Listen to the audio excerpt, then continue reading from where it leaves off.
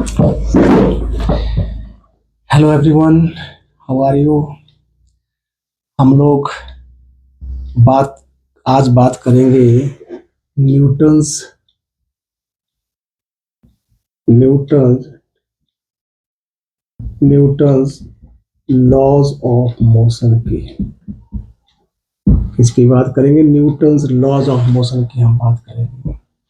और Newton's laws of motion में हम सबसे पहले बात करते हैं इनर्शिया की। Inertia is the inability of a body. Inertia is the inability of a body to change its state of rest or uniform motion by itself. और inertia दो तरह का होता है, inertia of rest and inertia of motion।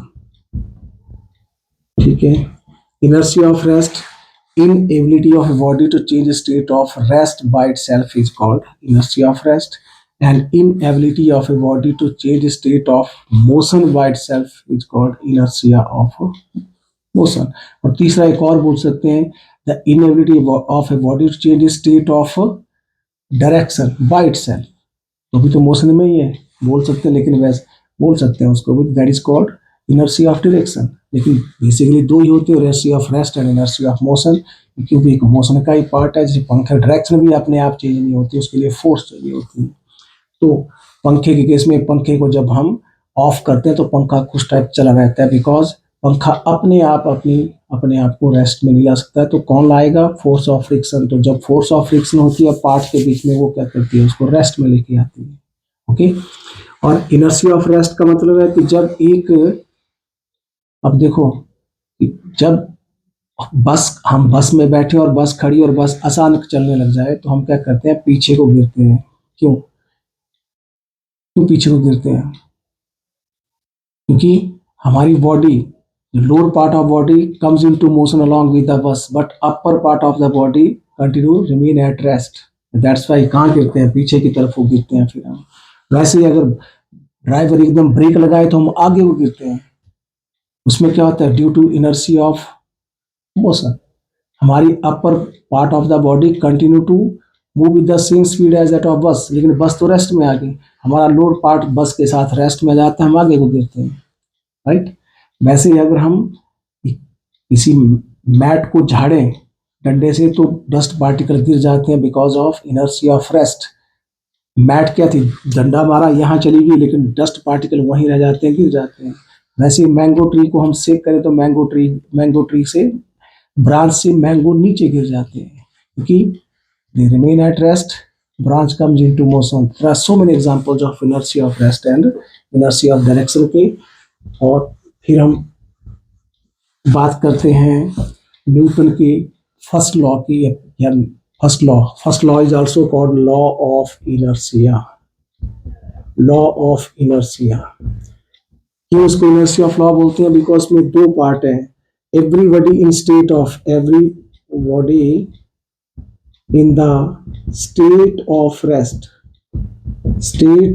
rest or uniform motion है ना, uniform motion continue to be in that state है ना, continue to be in same state unless and until an external force is applied on it। Inertia, इसमें देखो, inertia, state of rest and uniform motion, दो चीजें इसमें आई। इसका कोई body rest से मोशन में भी अपने आप नहीं आ सकती और मोशन से रेस्ट नहीं आ सकते हैं। तो that's why it comprises both. क्या चाहिए हमें? एक्सटर्नल फोर्स चाहिए। क्या बोलते हैं जी? क्या चाहिए? एक्सटर्नल फोर्स के बिना ये पॉसिबल नहीं है। That's why the definition of force comes from first law. और इसको लॉ ऑफ इनर्शिया क्यों बोलते हैं? Because everybody state of rest continue to be in the same state due to inertia of rest continue to be in the state of motion, inertia of motion. इसलिए first law is called law of inertia. Okay. Then अब आप बात करें कि इसलिए ये first law था, और सेकेंड लॉ में बोलते हैं कि आपके पास सेकेंड लॉ क्या बोलता है? change in momentum. When force is applied on a body, it's called change in momentum. Yeah, change in momentum of the body. Change in momentum of a body. Change momentum of body is directly proportional to the force applied on it, and change in momentum always always takes place in the direction of force, always takes place in the direction of force, नहीं करता है। इसका मतलब है कि mathematically हम किसी body के ऊपर दिखा कि मैंने किसी बॉडी के ऊपर एफ फोर्स लगा दी, जिसका मास कितना है, ये फोर्स लगाई एफ, इसका मास एम है। अब ये कहते हैं इसकी मोमेंटम, क्योंकि momentum is the product of mass and velocity of the body. Momentum is equal to product of mass and the velocity of the body. What is momentum? Linear momentum बोलते हैं इसको, product of mass and the velocity of the body. तो इसकी जो change in momentum होगी, if मान लेते हैं P is the change in momentum of the body, तो ये क्या बोलता है कि जो F है वो that is directly proportional to dy dt of P, and dy dt is the change, और इसको बोल सकते हैं which implies F is equal to K dp by dt, और K की वैल्यू जो होती है वो 1 होती है, तो इसलिए हम क्या बोल सकते हैं F is equal to dp divide by dt। This is change in momentum. तो क्या कर रहे हैं, change in momentum always takes place, जिस डायरेक्शन में फोर्स की डायरेक्शन अगर ये है तो मोमेंटम के चेंज की डायरेक्शन भी यही रहेगी, वो अलग नहीं हो सकती। This is Newton second law of motion. लेकिन अब हमें क्या पता है, बिकॉज हम जब अब F इक्वल टू किसके बराबर, लेकिन और F is equal to D Y D T of P होता है एम वी, होता है कि नहीं होता, product of mass and velocity. तो F इज इक्वल टू, लेकिन mass is constant quantity, change नहीं करता है, तो that's why we will write dv by dt। तो F is equal to m into a, आप बोल सकते हैं that F is equal to ma and F is equal to ये फर्स्ट और ये second. There are two definition mathematical statements of Newton's second law of motion, F equal to ma and F is equal to dv by dt। Okay, तो ये दो form थी, तो we can, ये क्या हो गया, we can prove state and prove Newton second law of motion को प्रूव हम कर सकते हैं। ये इसकी स्टेटमेंट भी है और इसका मैथमेटिकल प्रूफ भी हो सकता है। और दूसरा आपके पास है थर्ड लॉ।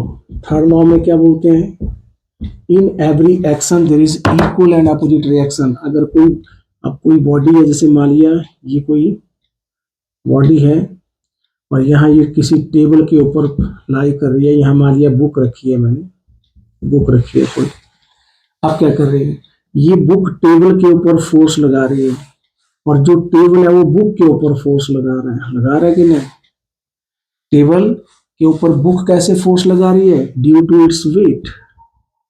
बुक टेबल के ऊपर वेट की वजह से फोर्स लगा रही है, और वेट से क्या मिल रहा है उसको, ये क्या कर रही है, एक्शन कर रही है, किसकी वजह से कर रही है, विद फोर्स, और उससे क्या मिला, रिएक्शन। क्या मिला, reaction. Action when two body, जब एक बॉडी दूसरी बॉडी के ऊपर लाई कर रही हो तो उसको बोलते हैं एक्शन रिएक्शन, एक एक्शन करेगी दूसरा रिएक्शन। अगर हम किसी बॉडी को किसी स्ट्रिंग से सस्पेंड कर दें यहाँ नीचे को, तो स्ट्रिंग में टेंशन आएगी, तो वेट एंड टेंशन जब एक दूसरे पर रखा तो एक्शन रिएक्शन, एक्शन भी फोर्स है, रिएक्शन भी फोर्स है। एक्शन बुक ने किया टेबल के ऊपर और टेबल ने क्या दिया, रिएक्शन। अब उसका पता कैसे लगा भी रिएक्शन दिया, अब वेट की जगह पत्थर रखना शुरू करो, तो 10 किलो का पत्थर रखो, 20 का रखो, 50 का रखो, 100, 500, 1000 किलो, ये क्या होगा, टेबल टूट जाएगा। टूटेगा कि नहीं टूटेगा, जब टेबल उस वेट को बर्दाश्त नहीं कर पाएगा, वेट को काउंटर बैलेंस नहीं कर पाएगा, तो टूट जाएगा। ओके, तो इसका मतलब है कि एक्शन कर रहा है और उसका क्या होगा, रिएक्शन। इसका मतलब उसको क्या कर रहा है, उसको सहन कर रहा है, अगर वो सहन नहीं करेगा तो टूट जाएगा। तो इसलिए एक्शन रिएक्शन पता लग गया। और यहाँ पे टेंशन और वेट। और जब हम किसी चीज को पानी में आपने किसी बॉडी को पानी में आपने सबमर्ज कर दिया होलियम, तो क्या होगा, नीचे को वेट, वो वेट के ऊपर उसको अप थ्रस्ट आ जाती है, तो क्या लगती है, अप थ्रस्ट लगती है, तो वेट। जब हम किसी सॉलिड बॉडी को किसी लिक्विड में डुबोएं, उसको पार्शियल होली डुबो दें, तो उसमें क्या होगा, तो वेट और अप थ्रस्ट आएगी। और जब एक बॉडी को सॉलिड बॉडी दूसरी बॉडी के ऊपर रखें तो एक्शन रिएक्शन होगा। और अगर लटका दिया जाए तो टेंशन एंड वेट, ये सारी फोर्सेज ही हैं। Up thrust is a force, weight is a force, action is a force, reaction is a force, tension is a force. Weight तो फोर्स आपको बता ही दी गई। तो एक्शन रिएक्शन तो क्या होता है कि अगर एक बॉडी ने, जैसे मान लेते हैं FAV, FA, FAV is the force exerted by the body B on body A, and FBA is the force exerted by the body A on body B. Then according to Newton's third law of motion, FAV is equals to minus of FBA, action and reaction. और action और reaction अब क्या हुआ कि इनकी वजह से body move नहीं करती। अब क्या कर रही है, एक्शन रिएक्शन एक दूसरे को काउंटर बैलेंस कर रहे हैं। एक्शन ये इक्वल एंड अपोजिट होते हैं। When they are active they acts on different body they will not cancel, लेकिन एक ही बॉडी के ऊपर एक्ट लिख रहे हैं, बिकॉज आप तभी बोलते हैं कि because when action reaction are equal and opposite, why don't they cancel each other, because they acts on different body के ऊपर एक्ट, इसलिए कैंसल नहीं करते। तो अब आपके पास है, लेकिन हम बोलते हैं कि जो Newton second law is real law है ना, Newton second law is real law of motion. क्यों कहते हैं वैसे, because second law we can derive first and third law from second law, और second law contains both first as well as third law. That's why second law is called real law of motion, first law is called law of inertia, and definition of force is derived from the first law of motion. इसलिए आपके पास है, तो हम कहें कि देखो first law और first law from second law हम बात करें तो हमने दो फॉर्म पढ़ी न्यूटन के सेकेंड लॉ की। क्या पढ़ी, F is equals to ma and F is equals to dp by dt। एक लॉ को ड्राइव करने के लिए इसका यूज करेंगे। देखो वी नो, फर्स्ट लॉ की बात करें, we know F is equals to ma, ठीक है। अब जब आप कहते हैं कि if F is equals to zero, no external force is acting on the body, तो क्या लिखेंगे, ma is equals to 0, but m can't be 0, therefore a is equals to 0। तो a is equal to 0 का मतलब क्या हो गया कि a is equals to 0 का मतलब है कि when body at rest accelerate नहीं कर रही है, ठीक है, तो क्या होगी, वो रेस्ट में होगी, या फिर वो यूनिफॉर्म मोशन में है। क्या है, या तो दो कंडीशन है, या तो एट रेस्ट है, या दूसरे क्या है, यूनिफॉर्म यूनिफॉर्म मोशन में है। और उसका क्या होगा, v कांस्टेंट होता है जी, या तो v कांस्टेंट है, और v कांस्टेंट किसी बॉडी को कांस्टेंट वेलोसिटी से मूव करने के लिए फोर्स नहीं चाहिए होती है। देख लो f नहीं है, जब a 0 है तो f 0 है, इसका मतलब स्टेटमेंट प्रूव होगी कि नहीं होगी। क्या कहा हमने कि बिकॉज जब f 0 है तो m a 0, a equal to 0, तो या तो बॉडी एट रेस्ट में या यूनिफॉर्म मोशन में।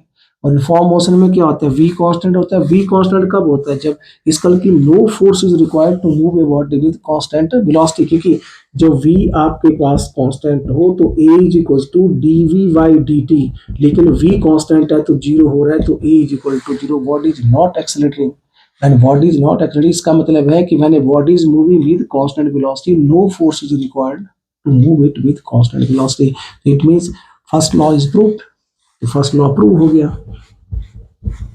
अगर हम सेकंड लॉ की बात करें, अब सेकंड लॉ की बात करें तो टू बॉडी में मान लें कि जो FAB लिख लिया मैंने, force exerted by the body, तो क्या करेगी, जो FAB होगी वो किसकी मोमेंटम में चेंज लाएगी, B ने A पे लगाई तो that is equals to dP A divide by dt, यही होगा ना। जो फोर्स होती है, जो A ने B पे फोर्स लगाई, उसने B ने A पे लगाई, उसने A की मोमेंटम को चेंज किया अकॉर्डिंग टू सेकंड लॉ। और जब मैंने लिखा FBA तो उसने क्या किया, dP B divide by dt, तो उसने बॉडी B की मोमेंटम में चेंज लाई। अब दोनों को ऐड कर दिया जाए और F A we plus F B A कर दिया जाए तो that is equals to D Y D T of P A plus P B. ठीक है, लेकिन हमें पता है क्या, वी नो जो एफ होता है वो D P by D T होता है। इफ ये एक्सटर्नल फोर्स थी, if no external force is acting on the body, then क्या होगा, dp by dt is equals to 0 और dp is equals to 0 और p is equals to constant हो जाएगा, क्योंकि dp इक्वल टू 0, dp की integration p क्या किया हमने, इंटीग्रेट किया और 0 की इंटीग्रेशन कांस्टेंट, बिकॉज कांस्टेंट की डिफरेंशिएशन 0 थी तब जाके p कांस्टेंट। इसका मतलब है कि when no external force is acting on the body momentum remain conserve. When does, this is law of conservation of momentum of the body. When does momentum remain conserved? When no external force is acting on the body। इसका मतलब ये भी क्या है, change in momentum ही है, क्या है ये, नेट मोमेंटम। मान लेते हैं लेट, ऐसा करके मान लेते हैं लेट आपके पास P A plus P B that is equals to P लिख सकते हैं इसको, तो क्या बनेगा, तो F A we plus F B A and that is equals to D Y D T of P. But when, अब क्या बोले, when no external force is acting on the body, when no external force is acting on the body then क्या होता है, अभी लिखा मैंने dp by dt is equal to 0 होता है और p क्या होता है, कांस्टेंट होता है। तो इसका मतलब ये क्या होता है, चेंज इन मोमेंटम नहीं आती, तो dy dt is equal to किसके बराबर होगा, दैट इज इक्वल टू 0। तो इसको 0 पुट कर दिया अगर मैंने तो क्या बनेगा, F A we plus F B A and that is equal to 0 और F A B is equal to minus of F B A. ये क्या है, ये थर्ड लॉ है, ये ना थर्ड लॉ। तो we can derive Newton's first law as well as third law by using Newton's second law of motion. That's why Newton's second law of motion is called real law of motion बोलते हैं इसको। क्या बोलते हैं जी, is called real law of motion. ठीक है, अगर हम, अब हमें पता है कि व्हेन, अब देखो we know P is equals to mb होता है product of mass and velocity. Okay, अब इसको मैं कहूं कि व्हेन, अब ये light and heavy body possesses same momentum which is moving faster prove करके बताना है आपने। एक हैवी और लाइट बॉडी की कैसे मोमेंटम उनके पास, बी नो, ये पहला ही हो गया। तो क्या लिखेंगे, जब मैं लिखूं कि P1, मान लेते P1 is equal to M1 V1 लिख लिया, एक हैवी है और एक लाइट है, और तो क्या बन जाएगा, P2 is equal to M2 V2 that is equation number 2। दोनों को डिवाइड कर दिया जाए, P1 by P2 is equal to M1 V1 divide by M2 V2। Okay, लेकिन गिवन क्या आपके पास, P1 is equal to P2, momentum same है, तो इधर हो गया 1 is equal to M1 B1 divide by M2 B2।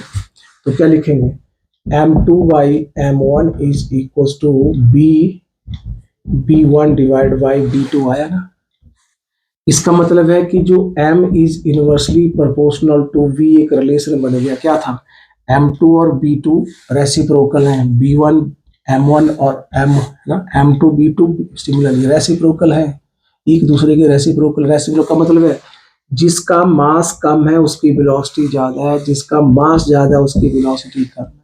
इसका मतलब क्या है कि lighter body is moving faster, क्योंकि मोमेंटम बराबर करनी है, जिसका मास ज्यादा है वो स्लोअर मूव करेगी, जिसका मास कम है वो फास्टर मूव करेगी, तभी तो मोमेंटम बराबर होगी। तो इसलिए इसका मतलब है कि lighter body is moving faster, lighter body is moving faster. Okay, अगर उनकी अब यही क्वेश्चन है, लाइट एंड हैवी बॉडी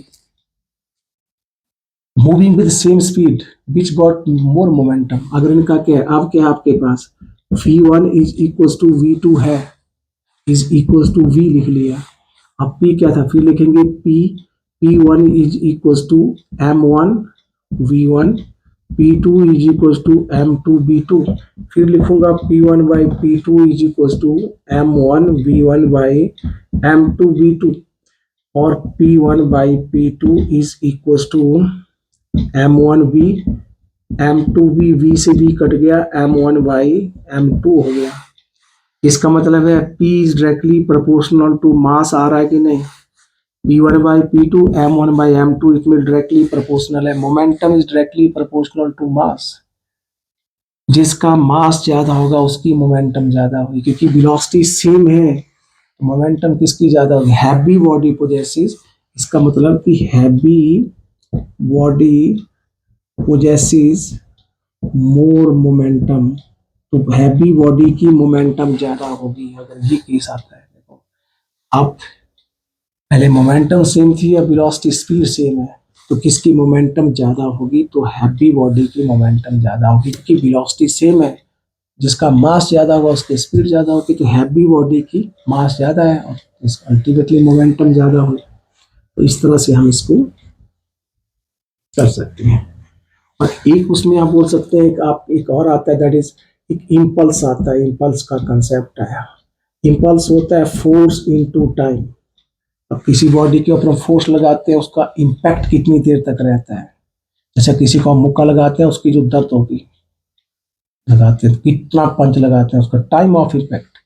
या आप बोल सकते हैं जब बॉलर बॉलिंग करता है, क्रिकेटर क्या करता है उसको, तो जो इम्पैक्ट इम्पल्स जो इम्पोर्ट करता है उसको, वो किस पे डिपेंड करता है। अब जब सही टाइमिंग प्रॉपर टाइम पे अगर कांटेक्ट होगा तो सिक्स लगेगा, अगर अगर कांटेक्ट सही नहीं हुआ, प्रॉपर इम्पैक्ट ऑफ टाइम सही नहीं है, तो क्या होगा, तो कैच हो जाएगा कहीं ना कहीं। तो दैट्स वाई उसी को इम्पल्स बोलते हैं। तो फोर्स इनटू टाइम।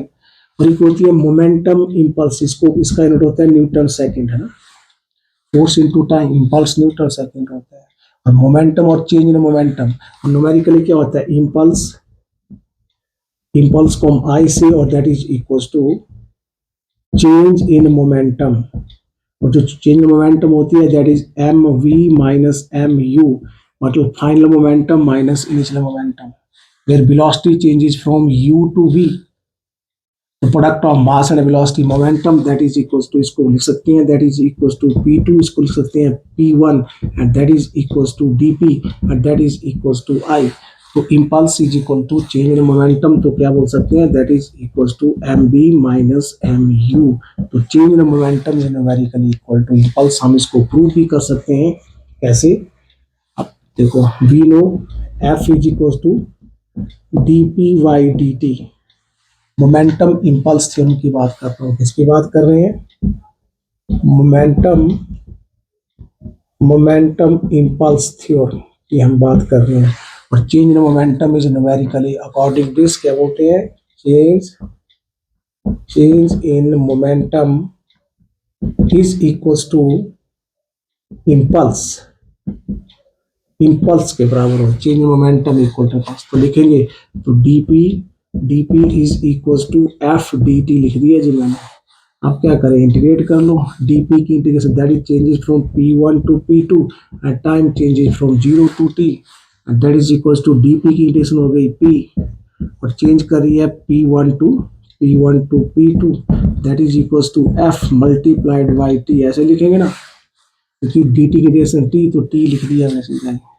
और ये क्या लिखेंगे, p2 minus p1 that is equal to force into time, क्या होता है जी, इम्पल्स क्या होता है, ये इम्पल्स होता है। और मोमेंटम होती है that is equal to M B, और p होता है एम यू, तो that is equal to I.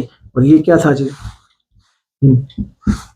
Final momentum minus, क्या है जी, final momentum minus initial momentum, final momentum minus initial momentum, and that is equals to change in momentum, and that is equals to impulse, और इसको हम कहें, अब आपको numericals के लिए क्या क्या चीजें आ सकती हैं, देखो क्या बन गया। मैं लिख सकता हूँ, एक तरफ लिखा मैंने M B minus M U, या तो आई के बराबर लिखें या एफ इंटू टी के बराबर लिख लो।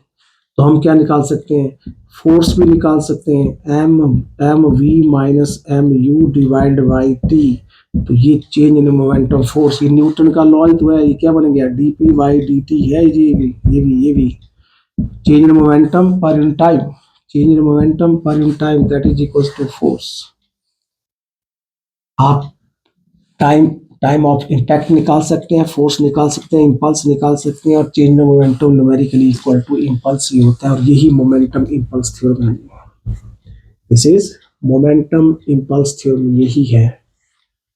ओके, अब मोमेंटम एग्जांपल की बात कर लें तो हम क्या कर सकते हैं, बिकॉज आपके रिक्वायर्ड वेलोसिटी आप बोल सकते हैं वाई, क्वेश्चन कर लें तो why does a gun requires when a bullet is fired from it। जब हम बुलेट फायर करते हैं तो क्यों इसमें रिक्वायर करते हैं, रिक्वायर होता है रिवर्स मूव करती है, उसके जो बुलेट की डायरेक्शन अगर फॉरवर्ड है तो वो पीछे को हटती है, उसको बोलते हैं रिक्वायल वेलोसिटी। तो किस लिए, अगर थ्योरेटिकली कहें तो टू कंजर्व मोमेंटम, क्या, टू कंजर्व मोमेंटम को कंजर्व करने के लिए रिक्वायर करती है।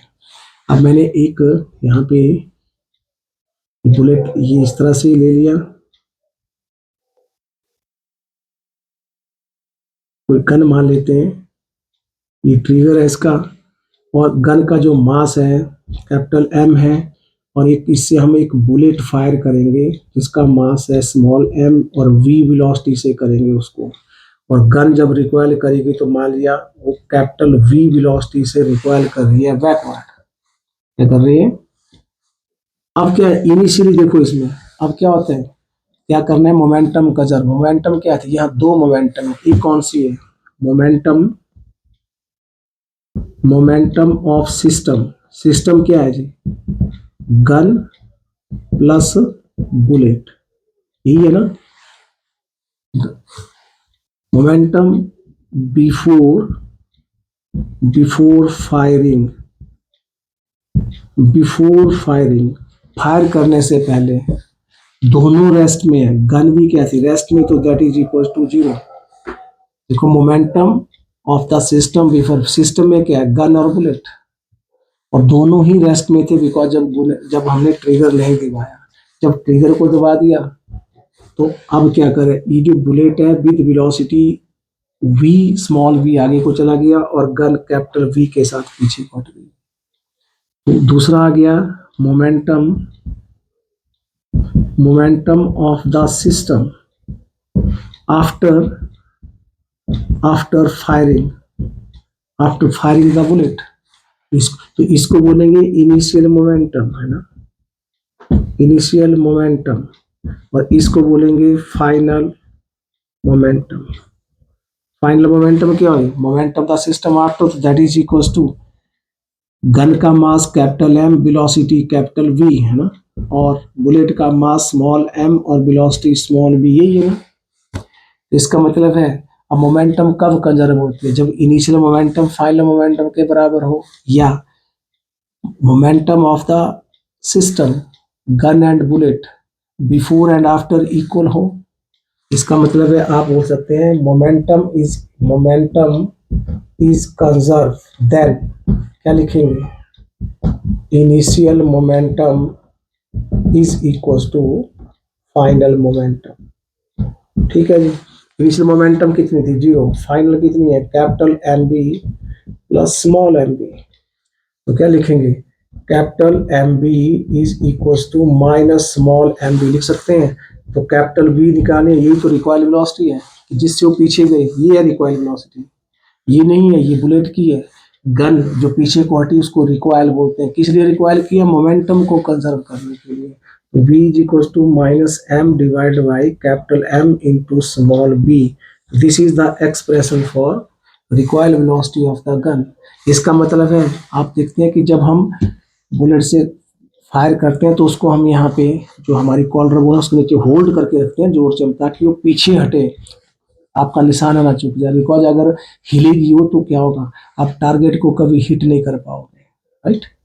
इसलिए हम हैवी, जब भी हैवी हैवी, आपने देखो कि जब हम बड़े बड़े बुलेट फायर करते हैं ना, तो हम क्या करते हैं, टैंक से करते हैं ना। टैंक से आप ये करेंगे, जब बड़े बड़े आप रॉकेट दागते हैं तो किससे दागते हैं, मशीन से दागते हैं। तो आपके पास जो टैंकर से दागते हैं, क्योंकि टैंकर कितना बड़ा होता है, टैंकर को फर्क नहीं पड़ेगा, पीछे हटेगा नहीं। तो ध्यान रखना इसमें, जितना बड़ा, जितनी बड़ी गन होगी, जितना बड़ा चाहिए उतना गन भी क्या चाहिए, उतनी बड़ी चाहिए। छोटी गन से बड़ा बुलेट फायर नहीं हो सकता, तो इसलिए उतना कम रिकॉयल करेगा, नहीं तो ज्यादा रिकॉयल करेगा। हो सकता है कि आपकी कॉलर बोन, जब हम ढंग से नहीं पकड़े तो कॉलर बोन टूट जाती है फायरिंग करते वक्त।